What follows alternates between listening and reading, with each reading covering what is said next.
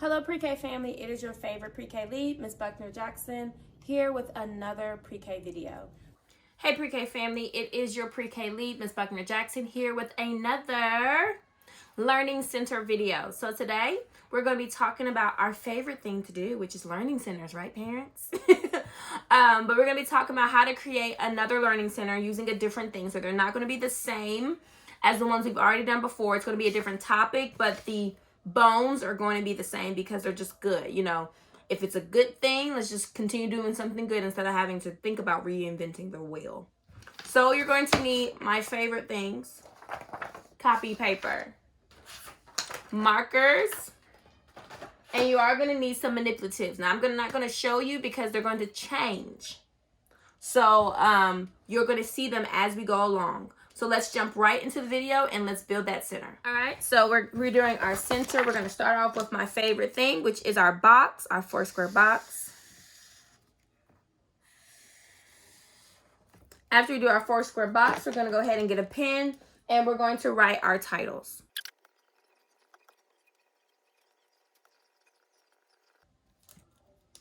All right, so let's explain that. So here we go.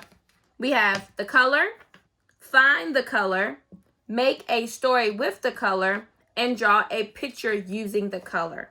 So the first thing we're going to do is you are going to find the color. So let's say that our example is we're going to be working with the color blue. So in that section, they're just going to draw some blue in here.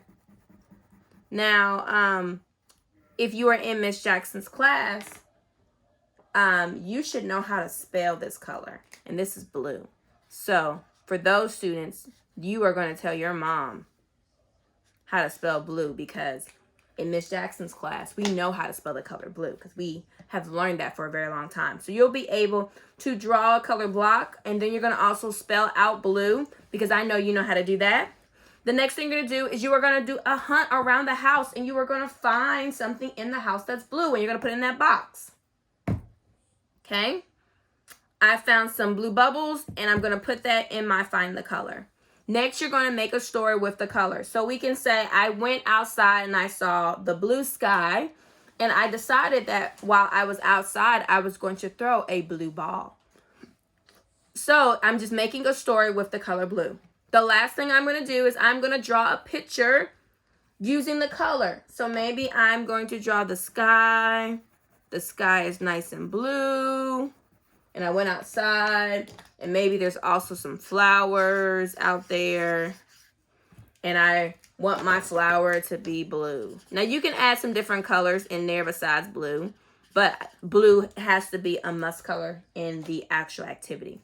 So this one, you really wouldn't write anything in here unless let's say you have a kindergarten teacher, or I'm sorry, kindergarten student, not teacher, kindergarten student, then maybe they can write out a story, or maybe you're in 1st grade and you want them to do that. That's a possibility. But for pre-kindergarten, they're going to just tell you the story.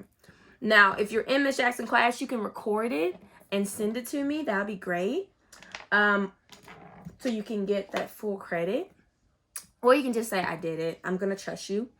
But this is a color activity with the 4-square that you can do. Again, they're hunting, they're drawing, they're telling you the story. So you're using multiple dynamics of learning, okay? Which again is the best way to seal in something, is when you use different areas on the same topic to soak it all in, okay?